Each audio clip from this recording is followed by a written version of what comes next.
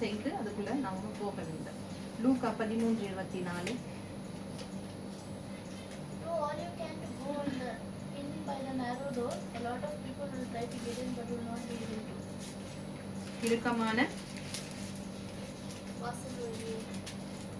இறுக்கமான வாசல் வழியாய் உட்பிரவேசிக்க பிரயாசப்படுங்கள். அநேகர் உட்பிரவேசிக்க வகை தேடினாலும் அவர்களாலே கூடாமல் போகும் என்று உங்களுக்கு சொல்றார். அப்ப அவர் என்ன சொல்றாரு? இடுக்கமான வாசல் வழியாய் உட்பிரவேசிக்க என்ன செய்யணும்? பிரவேசிங்க. என்ன செய்யுங்க? பிரவேசிக்க பிரயாசப்பட சொல்றாரு. இடுக்கமா இருக்கு, ஐயோ இது இவ்வளவு இடுக்கமா இருக்கு, இதுக்குள்ள நான் எப்படி போவேன்? எனக்கு வழி விசாலமா வேணும், விசாலமா இருந்தா தான் நான் போவேன் அப்படின்னா நம்ம என்ன செய்ய முடியாது. எங்க போவோம்? எரி நரகத்துக்கு தான் நம்ம போக முடியும். இடுக்கமான வாசல் வழியாகத்தான் அவர் என்ன சொல்கிறாரு? நம்மளை அழைத்து செல்கிறாரு. அதுக்குள்ள பிரவேசிக்க பிரயாசப்படுங்க அப்படின்னு சொல்லி அவரு சொல்லுகிறதா இருக்கிறது. நிறைய பேர் உட்பிரவேசிக்க வகை தேடினாலும் அவர்களால் என்ன செய்யப்படுகிறது? கூடாமற் போகிறது என்று சொல்லி பார்க்கிறோம். அப்போ அந்த அந்த வழியாக நம்ம பரலோக ராஜ்யத்தை நம்ம சென்றடைய வேண்டும். விசாலமான வாசல்னு ஒண்ணு இருக்குது, அது வழியாக சென்றால் நம்ம என்ன செய்ய முடியாது? பரலோகத்துக்கு போய் சேர முடியாது அப்படின்னு சொல்லி நம்ம பார்க்கணும். அப்போ பரலோகத்தை பற்றிய காரியம் என்ன அப்படின்னு சொல்ல போனோம்னா அதுக்குள்ள நம்ம எப்படி வழி நுழையணுமா?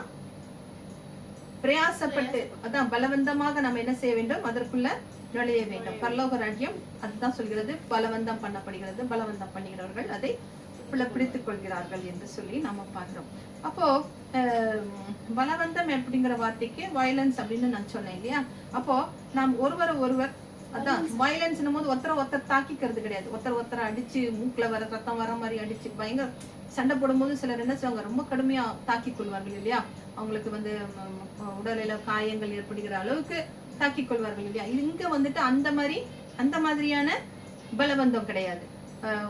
ஆனா என்ன சொல்கிறாரு? மாம்ச சிந்தை நமக்குள்ள என்ன செய்கிறது? நம்ம அதாவது இந்த பலவந்தம் அப்படிங்கிறது நமக்குள்ள என்ன செய்கிறது? ஒரு மாம்ச சிந்தையை கொண்டு நம்மள என்ன செய்கிறதா இருக்கிறது? உண்டு பண்ணுகிறதாக இருக்கிறது. ரோமர் 8:6-7.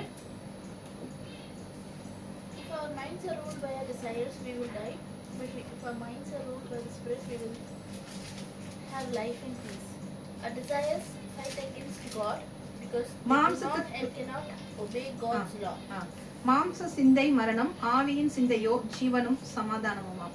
எப்படி என்றால் மாம்ச சிந்தை தேவனுக்கு விரோதமான பகை. அது தேவனுடைய நியாய பிரமாணத்துக்கு கீழ்ப்படியாமலும் கீழ்ப்படிய கூடாமலும் இருக்கிறது அப்படின்னு. இப்ப நம்ம நியாய பிரமாணத்தை பற்றி பார்க்கும் பொழுது அப்ப மாம்ச சிந்தை இருக்கும் பொழுது நம்ம என்ன செய்யப்படுகிறதாக இருக்கிறது?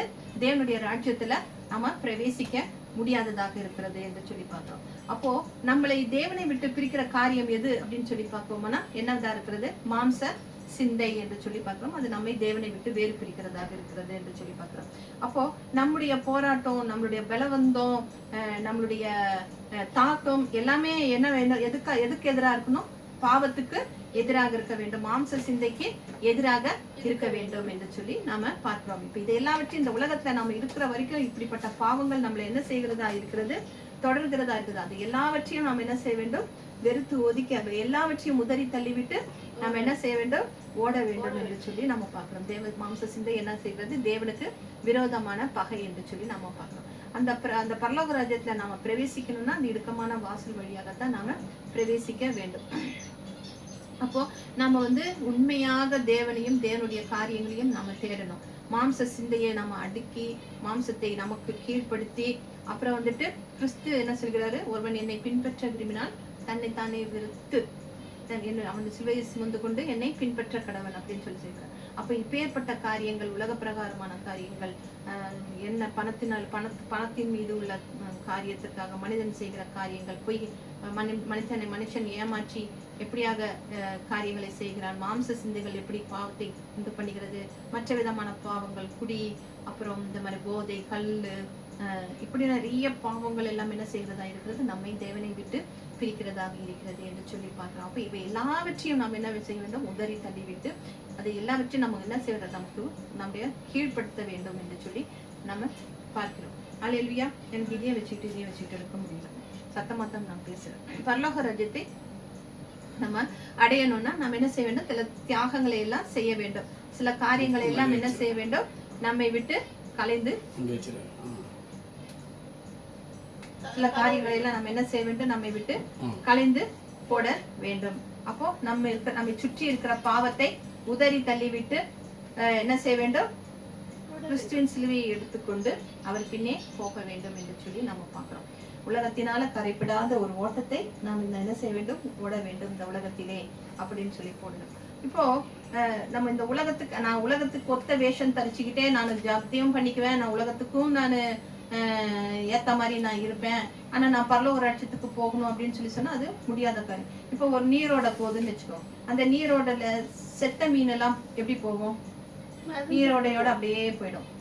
உயிருள்ள மீன் என்ன செய்யும், என்ன பண்ணும், எதிர்நீச்சல் கொண்டு போகும். அது போலதான் இந்த உலகம் என்பது, நீரோடை என்பது ஒரு பாவமா இருந்தோம்னா நம்ம அப்படியே போய்கிட்டே தான் இருப்போம். ஆனா அந்த பாவங்களை எல்லாம் நம்ம உதறி தள்ளிவிட்டு நம்ம போகும் பொழுது என்ன செய்வோம், அந்த நீரோடையிட எதிர்நீச்சல் போட்டு நம்ம என்ன செய்ய வேண்டும், எதிர்நீச்சல் போட வேண்டும். அப்போ அது போக வேண்டும்ன்ற நமக்குள்ள யார் இருக்கணும், ஆண்டவர் கிறிஸ்துவாகிய கர்த்தருடைய ஜீவன் நமக்குள்ள இருக்க வேண்டும். அப்ப அந்த ஜீவன் நமக்குள்ள இருந்தா தான் இந்த உலகத்தையும் இந்த மாம்ச சிந்தையையும் நம்மளால மேற்கொள்ள முடியும். பரலோகத்தை நோக்கி நாம என்ன செய்ய, எதிர்நீச்சல் போட்டு பலவந்தமாக பரலோக ராஜ்யத்துக்குள்ள நாம செல்ல முடியும்.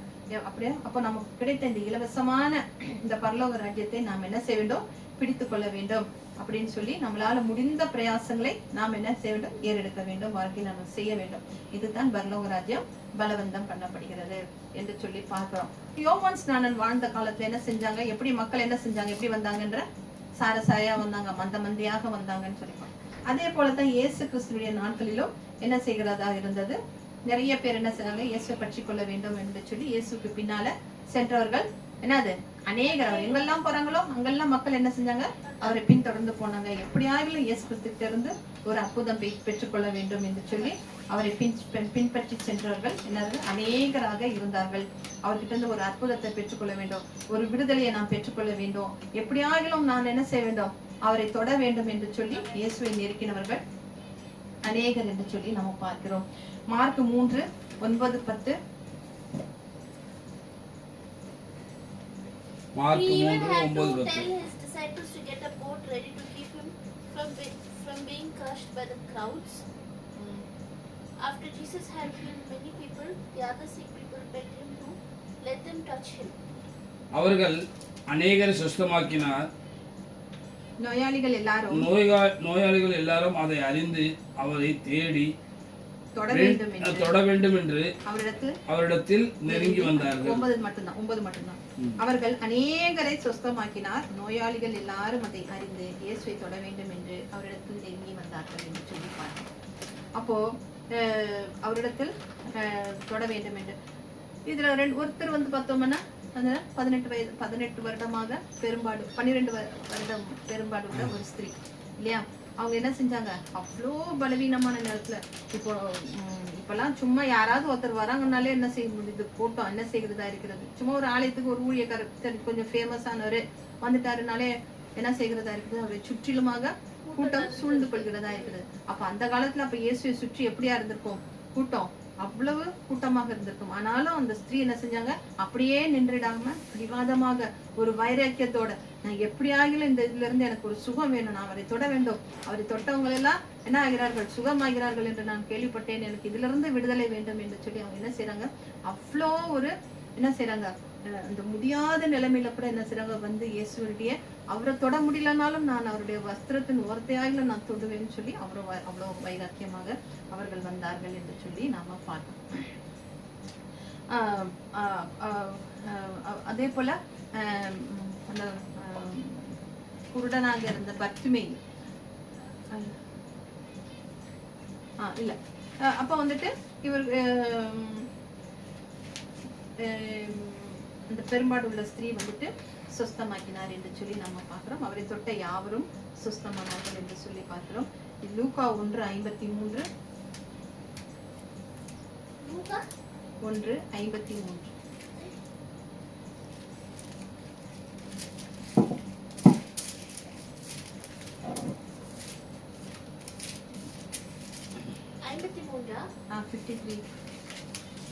God gives the hungry good things to eat and sends the rich away with nothing. பசி உள்ளவர்களை நன்மையினால் நிரப்பி ஐஸ்வர்யம் உள்ளவர்களை வெறுமையாய் அனுப்பிவிட்டார் என்று சொல்லி நாம பார்க்கிறோம். பசி உள்ளவர்களை நன்மையினால் நிரப்பி ஐஸ்வர்யம் உள்ளவர்களை வெறுமையினால் அனுப்பினார். யார் இந்த ஐஸ்வர்யவான்கள்? இந்த உலகத்தின் ஐஸ்வர்யவான்கள் இல்ல. ஐஸ்வர்யவான்கள் யாருன்னா இந்த பிரமாணம் எங்களுடையது அப்படின்னு சொன்ன யூதர்கள், அப்புறம் மிஞ்சின நீதிமான்கள், இயேசுவை நிராகரித்தவர்கள், இவர்கள் எல்லாம் தான் யாரு? ஐஸ்வர்யவான்கள். ஆனா யாரை நன்மையினால் நிரப்பினார்? ஆயக்காரர்கள், வேசிகள், பாவிகள், இவர்கள் எல்லாம் என்ன செய்தார்கள்? இயேசுவினிடத்தில் திருப்தி அடைந்து கிறிஸ்துவனிடத்தில் ஆத்தும ரட்சிப்பை பெற்றுக்கொண்டு சரீர சுகத்தையும் பெற்றுக்கொண்டு அவர்கள் என்ன செய்கிறவர்களாக இருக்கிறார்கள்? முன் செல்கிறவர்களாக இருக்கிறார்கள் என்று சொல்லி நம்ம இந்த ஆத்தும ரட்சிப்பு என்பது மிகவும் விலையேற பெற்றது என்று சொல்லி நம்ம பார்க்கிறோம். அப்ப இரண்டாவது கூட்டம் எந்த கூட்டம்? வைராக்கியம் உள்ள கூட்டம் என்று சொல்லி நாம பார்க்கிறோம். முதலாவது கூட்டம் சாத்தியமற்ற கூட்டம், இரண்டாவது கூட்டம் நான் எப்படியாகிலும் தொட வேண்டும். அந்த பெரும்பாடுள்ள ஸ்திரீ என்ன செய்யறாங்க? எப்படியும் நான் தொடணும் அவரை அப்படின்னு சொல்லி அவரை வந்தாங்க அப்படின்னு சொல்லி நம்ம பார்க்கிறோம். அதே போல அந்த பர்த்திமேயு அப்படிங்கிற ஒரு குருடன், அவனுக்கு கண் தெரியாத குருடன், ஆனாலும் அவன் என்ன செய்யறான்?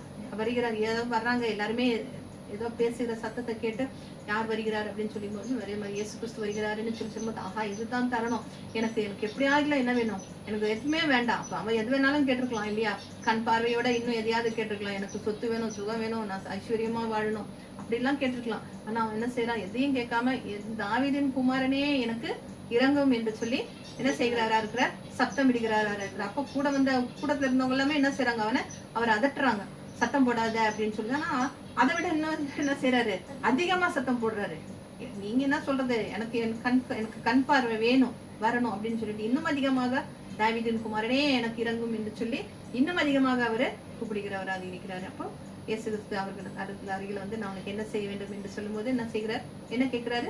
நான் பார்வையடைய வேண்டும் என்று சொல்லி நம்ம பார்க்கிறோம். அப்போ இதுதான் வந்துட்டு என்ன செய்யப்படுகிறது? பரலோக ஒரு என்ன செய்யறாங்க? ஒரு பிடிச்சுப்பேன் நான் விட மாட்டேன் சொல்லுவாங்கல்ல, ஒரு உடும்புன்னு ஒண்ணு இருக்கும்னு சொல்லுவாங்க. அது என்ன செய்யுமா? அப்படி செவத்துல அடிச்சோம்னா அப்படியே பிடிச்சுக்குமா. அது வந்து விடவே விடாது. செவத்துல வந்துட்டு அப்படியே இது அந்த காலத்துல எல்லாம் திருடங்க வந்து ஒரு மாளிகையில எல்லாம் ஒரு வீட்டுல எல்லாம் ஏறணும்னா என்ன செய்வாங்களா? அந்த உடும்புன்னு ஒண்ணு இருக்கும். ஓனான் இருக்குல்ல, சமிலியன் எல்லாம் இருக்குன்னு சொல்றாங்கல்ல, அது போல ஒண்ணு இருக்கும். அதை வந்துட்டு என்ன செய்வாங்க? கயிறுல கட்டி தூக்கி அடிச்சாங்கன்னா அது செவத்துல போய் எங்கேயாவது ஒட்டிக்கும். அப்போ அவங்க அந்த கயிறை பிடிச்சு ஏறி போற அளவுக்கு அது அவங்கள வந்து அவ்வளவு ஃபோர்ஸா அது ஒட்டிக்கும்னு சொல்லி சொல்லுவாங்க. அந்த அளவுக்கு உடும்பு பிடின்னு சொல்லுவாங்க. பிடிச்சாங்கன்னா விட மாட்டாங்க, உடும்பு பிடி அப்படின்னு சொல்லுவாங்க.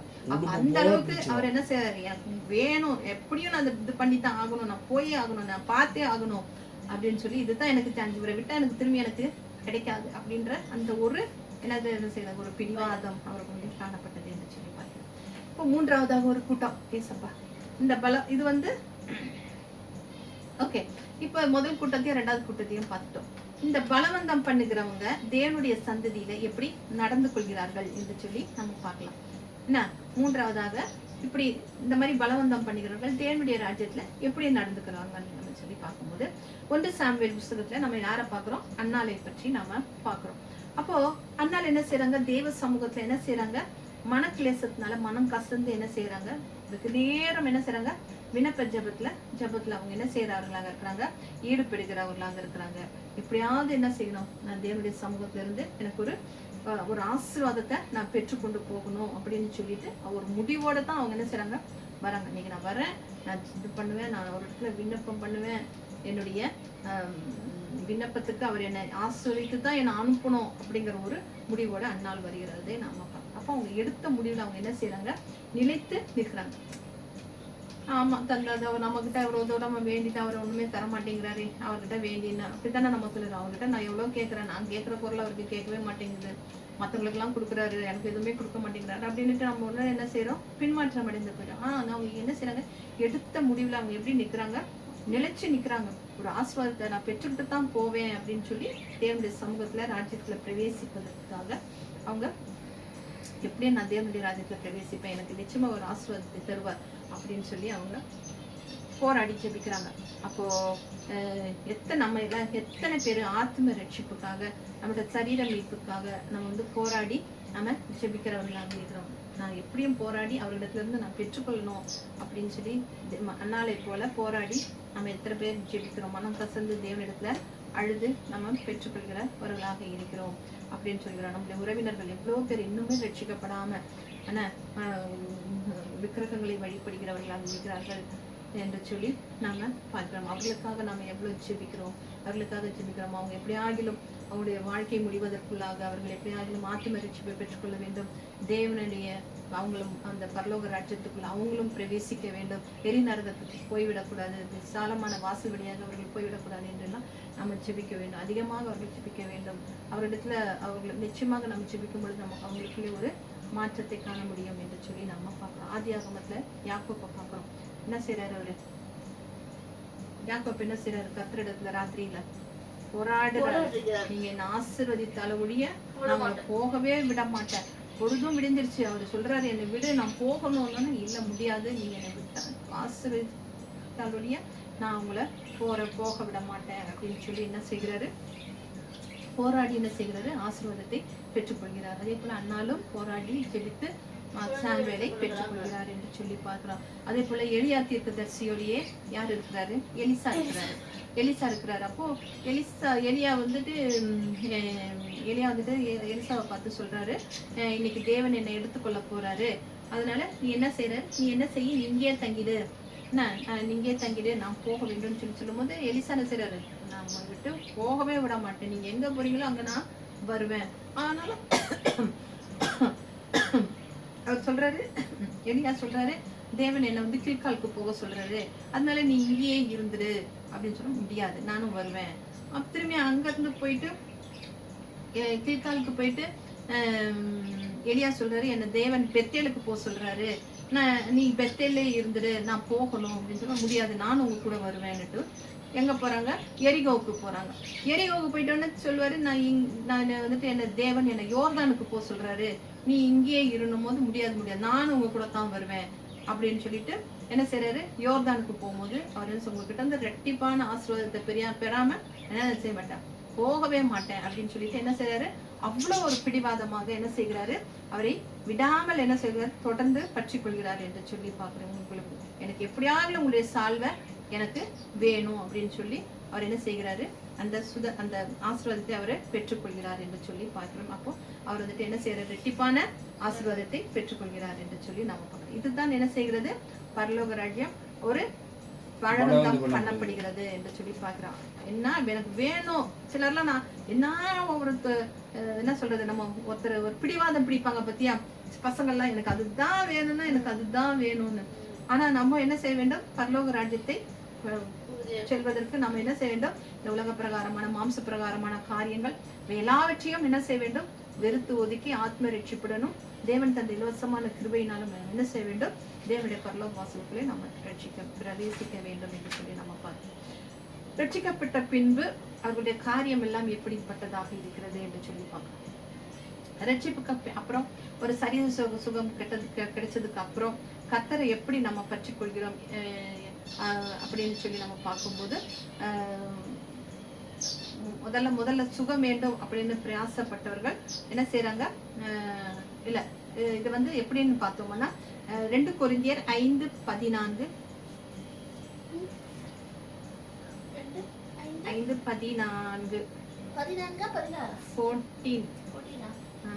கிறிஸ்துவினுடைய அன்பு என்னை நெருக்கி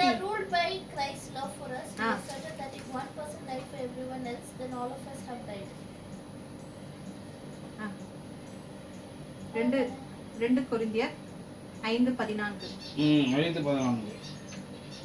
கிறிஸ்துவினுடைய அன்பு எங்களை நெருக்கி ஏவுகிறது, ஏனென்றால் எல்லாருக்காகவும் ஒருவரே மதித்திருக்க எல்லோரும் மதித்தார்கள் என்றும் பிழைத்திருக்கிறவர்கள் இனி தங்களுக்கென்று பிழைத்திராமல் தங்களுக்காக மதித்து எழுந்தவர் என்று பிழைத்திருக்கும்படி அவர் எல்லாருக்காகவும் மதித்தார் என்று நிதானிக்கிறோம். ஆமென். 2 கொரிந்தியர்ல கிறிஸ்துவினுடைய அன்பு என்ன செய்கிறது? நெருக்கி ஏவுகிறது. இப்போ இது வரைக்கும் நாம் என்ன செய்யறோம்? சரீர சுகத்தை பெற்றுக்கிட்டோம், ரட்சிப்பை பெற்றுக்கிட்டோம், அப்படின்ற ஒரு வைராக்கியத்தோட என்ன செஞ்சோம், நம்ம ஓடணும். ஆனா இப்ப வந்துட்டு நான் தேவனிடத்திலிருந்து ஆசீர்வாதங்களை பெற்றுக்கிட்டேன் அப்படின்னு இருக்கும்போது இப்ப நம்ம என்ன செய்ய வேண்டும், கர்த்தருடைய அன்பால நம்ம என்ன செய்ய வேண்டும், நிரப்பப்பட வேண்டும். அவருடைய அன்பு என்ன செய்கிறதா இருக்கிறது, நம்மை நெருக்கி ஏவுகிறதாக இருக்கிறது என்று சொல்லி பார்க்கிறோம். அப்போ இந்த பலவந்தம் என்னவா மாறி விடுகிறது, ஒரு அன்பாக மாறி சொல்லி நம்ம பார்க்கிறோம். அது உபாகமம் 6:5 என்ன சொல்லப்பட்டிருக்கிறதுனா, உன் தேவனாகிய கர்த்தரிடத்தில் உன் முழு இருதயத்தோடும் உன் முழு ஆத்மாவோடும் உன் முழு பலத்தோடும் அன்பு கூறுவாயாக என்று. ஆனா புதிய ஏற்பாட்டுல நம்ம இயேசு எப்படி சொல்லி இருக்கிறாருன்னா, நீ உன்னை நேசிப்பது போல பிறரை நேசி அப்படின்னு சொல்லியிருக்க.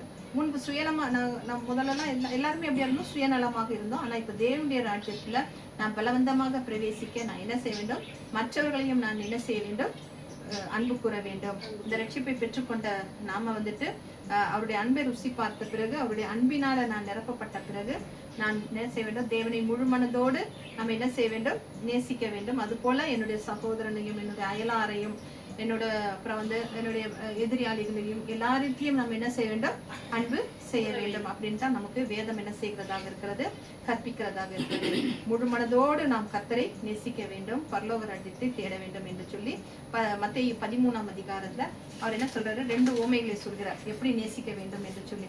ஒரு வியாபாரி வந்துட்டு ஒரு விலையேற பெற்ற முத்தை பார்க்கிறாரு.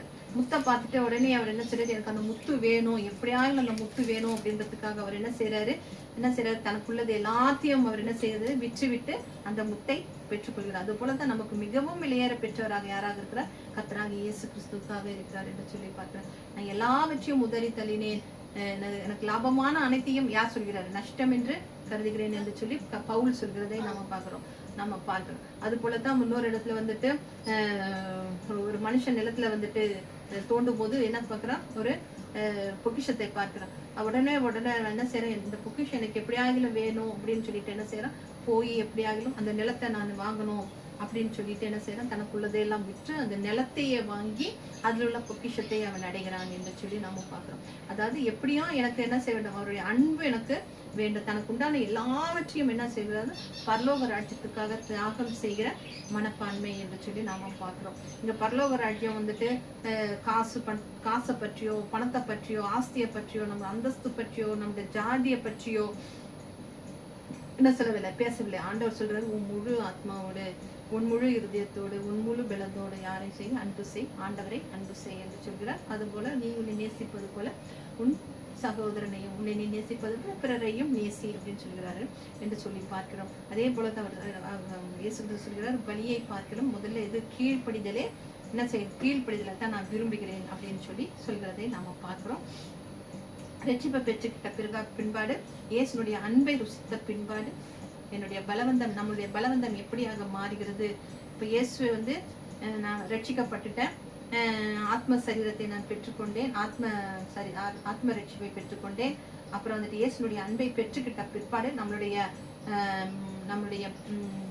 பலவந்தம் சொன்னேன் இல்லையா, அது எப்படியாக மாறுகிறது அப்படின்னு சொல்லி பார்த்தோம்னா, இயேசு கிறிஸ்து எனக்கு ஜீவன், சாவு எனக்கு அது ஒண்ணுமே கிடையாது, எனக்கு சாவு எனக்கு ஆதாய், ஆனா இயேசுதான் எனக்கு என்னவா இருக்கிறார், ஜீவனாக இருக்கிறார் அப்படின்ற ஒரு நிலைமைக்கு மாறுகிறதாக இருக்கிறது என்று சொல்லி பார்க்கிறோம். யோவான் ஸ்நானகன் பத்தி யோவான் சொல்லும் போது அவர் எப்பவுமே என்ன சொல்லுவார், நான் சிறுக வேண்டும், கிறிஸ்து என்னிலே பெருக வேண்டும் என்று சொல்லி அவர் சொல்லுகிறத பார்க்கிறோம். கலாத்தியர்ல 2:20, கலாத்தியர் 2:20, கிறிஸ்துவுடனே கூட நான் சிலுவையில் அறையப்பட்டிருக்கிறேன், ஆயினும் பிழைத்திருக்கிறேன், இனி நான் அல்ல, எனக்குள் கிறிஸ்துவே பிழைத்திருக்கிறார் அப்படின்னு சொல்லி யார் சொல்கிறார், பவுல் சொல்கிறதை நாம பார்க்கிறோம். கிறிஸ்துவுடனே கூட நான் சிலுவையில் அறையப்பட்டிருக்கிறேன், ஆயினும் பிழைத்திருக்கிறேன். அவர் கூட நான் அழைக்கப்படுறேன், ஆனாலும் நான் பிழைத்திருக்கிறேன், இனி நான் அல்ல, எனக்குள் யார் இருக்கிறார், பிழைத்திருக்கிறார் இயேசு. நமக்குள்ள என்ன யார் இருக்க வேண்டும், நமக்குள்ள இயேசு எப்பவுமே எனக்குள்ள இருக்கிறார், அவர் எனக்குள்ள ஜீவனா இருக்கிறார், எனக்குள்ள அவர் என்ன செய்கிறார், வாழ்கிறார் அப்படிங்கிற ஒரு உணர்வு நமக்குள்ள இருக்க வேண்டும். இப்படிப்பட்ட ஒரு வைராக்கியம், பலவந்தம் நமக்குள்ள என்ன செய்ய வேண்டும், வர வேண்டும் என்று சொல்லி நாம பார்க்கிறோம். அப்போ நான் இயேசுனுடைய அன்பை நம்ம இயேசுனுடைய அன்பை ருசி பார்த்துட்டோம், அவருக்கு இந்த நன்மையை பெற்றுக்கிட்டோம், அவருக்கு இந்த சரீர சுகத்தை பெற்றுக்கிட்டோம், அவருக்கு இந்த ரட்சிப்பை பெற்றுக்கிட்டோம். அப்போ நம் பரலோகம் பலவந்தமாக இயேசுனுடைய ராஜ்யத்துல பிரவேசித்திருக்கிறேன். அவருடைய அன்பு நம்மளை என்ன செய்கிறதா இருக்கிறது? நெருக்கி ஏவுகிறதா இருக்கிறது. அவரை போல அன்பு செய்த உலகத்துல ஒரு நாளே முடியாது. அவர் சொல்கிறார், எல்லாரையும் நேசிக்கிற தேவனா இருக்கிறார். பாவிகளையும் வேசிகளையும் புறஜாதிகளையும் அவர் என்ன செய்கிறவராக இருக்கிறார்? நேசிக்கிறவராக இருக்கிறார் என்று சொல்லி பார்க்கிறோம். தேவனுடைய ராஜ்யத்துல பிரவேசித்தவருடைய வாழ்க்கை எப்படியாக இருக்கிறது அப்படின்னு சொல்லி பார்த்தோம்னா, அதாவது நான் ஒரு தரம் ரட்சிக்கப்பட்டுட்டேன், அதனோட எல்லாமே முடிஞ்சிருச்சு, அவர் என்ன எப்படியும் பரலோக ராஜ்யத்துக்கு நான் போயிடுவேன் அப்படிங்கிறது அது கிடையாது. ஆனா பிலிப்பியர் 2:21 எப்படியா என்ன எழுதியிருக்கு? பிலிப்பியர் 2:21, அதிக பயத்தோடும் நடுக்கத்தோடும் உங்கள் ரட்சிப்பு நிறைவேற பிரயாசப்படுங்க. இப்பெல்லாம் ரட்சிப்பு அப்படிங்கிறது ஒரு சர்வசாதாரணமாக காரியமாக என்ன செய்யப்படுகிறதாக இருக்கிறது? பிரசங்கிக்கப்படுகிறதாக இருக்கிறது என்று சொல்லி நாம பார்க்கிறோம். ஞானஸ்தானம் இதெல்லாம் வந்தீங்களா, ஞானஸ்தானம் எடுத்தீங்களா, ரட்சிப்பு பெற்றுட்டீங்களா, அவ்வளவுதான். ஆனா அந்த இப்ப இருக்கிற மெசேஜ் எல்லாம் என்ன செய்யுது? இங்க பரலோக ராஜ்யத்துல நுழைவதற்கு நீங்கள் எப்படியாக இந்த உலக பிரகாரமான மாம்ச காரியங்களை எல்லாம் வெறுத்து எப்படி மண்டவர் அவரை முழு மனதோடு முழு இருதயத்தோடு அவரை என்ன செய்ய வேண்டும்? அன்பு கூர்ந்து உன்னை நேசிப்பது போல பிறரை நேசி என்று சொன்ன அந்த வார்த்தையை பற்றி கொண்டு நாம் என்ன செய்ய வேண்டும்? பரலோக ராஜ்யத்தை நாம் அடைய வேண்டும் என்று சொல்லி நம்ம பார்க்கிறோம். 20:21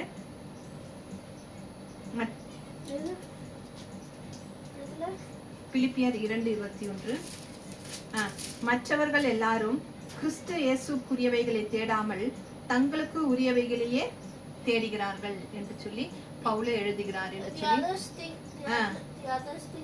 இயேசு கிறிஸ்துவை தேடல, இயேசு கிறிஸ்துக்கு உரியதெல்லாம் என்னவோ அதையெல்லாம் தேடாம என்ன செய்கிறார்களாக இருக்கிறாங்க? தங்களுக்குரியவைகளையே தேடுகிறவர்களாக இருக்கிறார்கள். இன்னைக்கு எவ்வளவோ சபைகள், எவ்வளவோ ஆத்மாக்கள் வருகிறதாக இருக்கிறது. அவ்வளவு ஆத்மாக்களையும் அவர்கள் நல்வழிப்படுத்தாமல் அவர்கள் என்ன செய்கிறவர்களாக இருக்கிறார்கள்? மக்களுக்கு அதாவது சத்தியத்தின்படியாக போதிக்காமல் கட்டு கதைகளையும் மற்றவர்களையும் தங்களுடைய பெருமைகளையும் இப்படியாக பேசி மக்களை என்ன செய்கிறார்களாக இருக்கிறார்கள்? ஒரு கூண்டுக்குள்ள போட்டு வாங்க வாங்க வாங்க எங்களுக்கு வீட்டுக்கு, எங்க சபைக்கு வாங்க, எங்க சபைக்கு வாங்கன்னு சொல்லி அழைக்கிறவர்களாக இருக்கிறார்களே தவிர அவர்கள் இயேசு என்ன செய்கிறார்? நீங்கள் போங்க, வெளியே புறப்பட்டு போங்க, போய் சுவிசேஷத்தை சொல்லுங்க அப்படின்னு தான் இயேசு சொன்னார். ஆனா இவங்க என்ன செய்றாங்க? வாங்க வாங்க வந்து எங்க சபைக்கு வந்துருங்க, எங்க சபைக்கு வந்துருங்க அப்படின்னு சொல்லி மக்களை ஒரு கட்டடத்துக்குள்ள போட்டு என்ன செய்கிறவர்களாக இருக்கிறாங்க? அடைக்கிறவங்களா இருக்கிறாங்க. அவங்க போய் மற்றவங்களுக்கு சொந்தக்காரங்களுக்கும் அந்த அளவுக்கு சொல்றது கிடையாது. இயேசுவை பற்றி சொல்வது, இயேசுனுடைய அன்பை சொல்வது கிடையாது, பரலோக ராஜ்யத்தை குறித்து சொல்வது கிடையாது. இதையெல்லாம் இடுக்கமான வாசல் எப்படியா இருக்கும், நம்ம எங்கு அழைத்து செல்லும், இதையெல்லாம் சொல்வதற்கு அவர்கள் என்ன செய்வது கிடையாது? பிரயாசப்படுவது கிடையாது என்று சொல்லி நம்ம பார்க்கிறோம். அப்போ பரலோக ராஜ்யத்துக்கு பலவந்தமாக பிரவேசித்தவர்கள் ரட்சிப்பு நிறைவேற என்ன செய்ய வேண்டும்? தினமும் பிரயாசம் எடுக்கணும். அதாவது ஏன்னா முடிஞ்சிருச்சு, நான் ரட்சிப்பு பெற்றுட்டேன், ஞானஸ்தானம் பெற்றுட்டேன் அப்படியே இருந்துக்கூடாது. ஒவ்வொரு நாளும் நம்ம என்ன செய்ய வேண்டும்? அதுக்குரிய பிரயாசப்படணும். ஒவ்வொரு நாளும் அவருடைய பரிசுத்த ரத்தத்தினால நம்ம எழுந்ததுமே, நம்ம காலையில எழுந்ததுமே இயேசுவே என்று முழுவதும் என்னுடைய பரிசுத்த ரத்தத்தாலே என்னை கழுவும், என்னை பாதுகாத்துக் கொள்ளும் என்று சொல்லி நம்ம என்ன செய்ய வேண்டும்? அவரிடத்துல கேட்கணும். சுத்திகரியும் என்று சொல்லி அவரிடத்துல நம்ம கேட்க வேண்டும். கலப்பையில கை வைத்தவன் என்ன செய்ய மாட்டான்? பின்னிட்டு என்ன செய்ய மாட்டான்? பார்க்க மாட்டான் என்று சொல்லி பார்க்கிறோம். அப்போ நாம நம்முடைய பிறப்பினாலேயோ இல்ல நம்முடைய பணம், அந்தஸ்து, படிப்பு, ஜாதி இதெல்லாம்லையோ ஒரு நாளும் என்ன செய்ய முடியாது. எவ்வளவு பணம் கொடுத்தாலும் நான் தேவனுடைய ராஜ்யத்தை சுதந்திரித்துக் கொள்ள நம்மை அனுமதிப்பது கிடையாது. தேவனுடைய ராஜ்யத்தில் நான் பிரவேசிக்காதபடி என்னை தடுக்கிறவர்கள் யார்? யூதர்கள் தடுக்கிறாங்க, நீ புறஜாதி அப்படின்னு சொல்லி. அப்புறம் ஆசாரியர்கள் எல்லாம் தடுக்கிறாங்க. கடைசியாக பிசாசும் மாம்சம் சிந்தையும் உலகமும் தேவனுடைய ராஜ்யத்துல பிரவேசிக்காம தடை செய்கிறதாக இருக்கிறது என்று சொல்லி நம்ம பண்றோம். யாரெல்லாம் தேவனுடைய ராஜ்யத்துக்குள்ள பிரவேசிக்க விடாம தடை செய்யறாங்கன்னா, யார்? யூதர்கள் தடுக்கிறாங்க, அப்புறம் ஆசாரியர்கள் தடுக்கிறாங்க, அப்புறம் பிசாசு, மாம்ச சிந்தை என்ன செய்கிறதா இருக்கிறது. இந்த 4 காரியங்களும் தேவனுடைய ராஜ்யத்தை பிரவேசிக்க விடாமல் நம்மளை தடை செய்கிறதாக இருக்கிறது என்று சொல்லி பார்க்கிறோம். ரோமர்ல சொல்லப்பட்டிருக்கிறது, கிறிஸ்துவின் அன்பை விட்டு நம்மை பிரிப்பவன் யார்? உபத்திரவமோ, வியாகுலமோ, பசியோ, பட்டயமோ, நிர்வாணமோ, நாசமோசமோ, இவை எல்லாவற்றிலும் நாம் நம்மில் அன்பு கூறுகிறவராலே முற்றிலும் முடியல ஜெயம் கொள்கிறவர்களாக இருக்கிறோம் என்று சொல்லி நம்ம பார்க்கிறோம். இது வரைக்கும் நம்ம பரலோகத்தின் கதவுகளை தாக்கல, அப்படின்னு சொல்லி சொன்னோம்னா பரலோக ராஜ்யத்துல பிரவேசிக்க பலவந்தமாக பிரவேசிக்கவில்லை என்றால் நம்ம என்ன செய்ய வேண்டும்? இந்த செய்தியின் மூலியமாக நம்ம என்ன செய்ய வேண்டும்? பரலோக ராஜ்யத்தை பலவந்தமாக என்ன செய்ய வேண்டும்? பிடித்துக் கொள்ள வேண்டும். அதற்குள் பிரவேசிக்க நம்ம ஒவ்வொரு நாளும் என்ன செய்ய வேண்டும்? பிரயாசப்பட வேண்டும் என்று சொல்லி நம்ம பார்த்தோம். அந்த இயேசுவின் நம்ம ருசி பார்த்த அந்த அன்பை நம்ம என்ன செய்யக்கூடாது? விட்டுவிடக்கூடாது. அந்த இயேசு கிறிஸ்துவினுடைய அன்பை உலகத்துல எத்தனையோ காரியங்கள் நமக்கு இதை ஏற்படுத்தலாம். இப்போ ஒரு இடத்துல சாப்பிட்றோம், சாப்பிட்டா ஆகா இங்க நல்லா இருக்கு, திரும்பி அங்கேயே போய் சாப்பிடலாம் அப்படின்னு சொல்லி அந்த ருசி கொஞ்ச நேரம் தான் இருக்கும், ஆனால் மாறிடும். இயேசு கிறிஸ்துவின் அன்பு, அந்த அன்பின் ருசி நம்மளை விட்டு நம்ம எப்படியே யோசிச்சு பார்த்தோம்னா எத்தனை விதமான காரியங்களில் இருந்தெல்லாம் அவருடைய அன்பு நம்மளை எப்படியாக நம்மளை கொண்டு வந்திருக்கிறது. ஒன்றுத்துக்குமே தகுதி இல்லாத நம்மை, நம்ம பாவிகளாக இருந்த நம்மை அவர் எவ்வளவு அன்பு கொண்டு மட்டுமாக அவரை நம்மை கொண்டு வந்து வைத்திருக்கிறார் என்று சொல்லி அந்த தேவனை நாம் கர்த்தராகிய இயேசுவை நம்ம என்ன செய்ய வேண்டும்? உறுதியாக பெற்றுக்கொள்ள வேண்டும். இந்த 4 விதமான காரியங்களை நம்ம உதறி தள்ளிவிட்டு நம்மை என்ன செய்ய வேண்டும்? நமக்கு கொடுத்திருக்கிற விசுவாச ஓட்டத்திலே என்ன செய்ய வேண்டும்? உறுதியாக விட வேண்டும். கர்த்தர் தந்த இந்த நல்ல வார்த்தைக்காக தேவனை நன்றியோடு துதிக்கிறேன். ஆமென். ஹல்லேலூயா. ஸ்தோத்திரிக்கிற கர்த்தாவே, ஸ்தோத்திரிக்கிறோம். மகா பரிசுத்தமும் இரக்கமும் உருக்கமும் கிருபை நிறைந்த எங்கள் தகப்பனே, அன்பின் பரலோக பிதாவே, இந்த மனமகிழ்ச்சியான கால வேளையில் ஆண்டவருடைய வார்த்தையை எங்களுக்கு அனுப்பி ஆண்டவர் பரலோக ராஜ்யம் பலவந்த பண்ணுவேன், அதை பிடித்துக்கொள்ள பாக்கியவான்கள் என்று சொல்லி கொடுத்துருக்கீங்க ஆண்டவரே. ஏனென்றால் யோவான் சாணம் காலத்திலே ஆண்டவரே அல்லேலூயா, சதிசேயர்களும் பரிசேயர்களும் சோல்ஜர்ஸுகளும் எல்லாரும் வந்து ஆண்டவரே மனம் திரும்புதலுக்கு ஏற்ற ஆண்டவரே சிந்தனை ஏற்படுத்தினார் என்று நாங்கள் பார்க்கிறோம் ஆண்டவரே. அப்பொழுது அதன்படியே ஆண்டவரே அல்லேலூயா, கர்த்தராகிய இயேசு கிறிஸ்துவும் ஆண்டவரே இதை காத்தை குறித்து எங்களோடு பேசினபடினால் நமக்கு ஸ்தோத்திரம். எப்பேற்பட்டவர்களெல்லாம் பரலோகத்தில் பிரவேசிக்க முடியும் என்பதை எளிமையாக கற்றுக் கொடுத்தார். ஏனென்றால் ஆமாண்டு ஆதியை நாங்கள் பார்க்கிற இந்த பிரமாணங்களினால் ஒருவரும் ஆண்டவரே ரட்சிப்புக்குள்ள வரவில்லை என்று நாங்கள் பார்க்கிறோம் ஆண்டவரே. ஹல்லேலூயா. ஆனால் ஆண்டவரே கர்த்தராகிய இயேசு கிறிஸ்து வந்து மாத்திரம் ஆண்டவரே அம்மாண்டவரே பரலோக ராஜ்யத்தை அம்மாண்டவரை பிடித்துக் கொள்ளுவர்களாய் பாக்கியவான்களாய் மாறி இருக்கிறாள் என்று நாங்கள் பார்க்கிறோம் ஆண்டவரே. ஹல்லேலூயா. ஸ்தோத்திரம் ஆண்டவரே. என்னப்பா செய்யணும் நாங்க சொல்லுங்கப்பா, செஞ்சிடுறோம். என்னப்பா செய்யணும் நாங்க சொல்லுங்கப்பா, செஞ்சிடுறோம். உங்க ஆசைத்தான் எங்களது ஆசையே, உங்க விருப்பம்தான் எங்களது விருப்பமே. என்னப்பா செய்யணும் நாங்கள் சொல்லுங்கப்பா, செஞ்சிடுறோம். ஒரு வாழ்வு நீங்க இல்லாம உங்க பாதம்தான் எங்களது தஞ்சமையா. என்னப்பா செய்யணும் நாங்க சொல்லுங்கப்பா, செஞ்சிடுறோம். எத்தனை இடர் வரட்டும் அதை எங்களை பிரிக்காது, உமக்காய் ஓடிடுவோம், உற்சாகமாய் வாழ்ந்திடுவோம். என்னப்பா செய்யணும்னா சொல்லுங்கப்பா, செய்யறோம். எத்தனை இடர் வரட்டும் அதை எங்களை பிரிக்காது, உமக்காய் ஓடிடுவோம், உற்சாகமாய் உழைத்திடுவோம். என்னப்பா செய்யணும் நாங்கள் சொல்லுங்கப்பா, செஞ்சிடுறோம். ஆமென் ஆண்டவரே.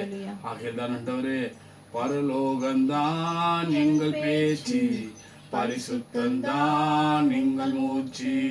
கொஞ்ச காலம் இந்த பூமியிலே இயேசுவுக்காய் சுவிசேஷத்திற்காய், இயேசுவுக்காய் இந்த சுவிசேஷத்தாய் தானான தனானா தானான நாம், தானான தனானா தானான நாம். இயேசு வருவார் மேகங்கள் நடுவே தன்னோடு சேர்த்து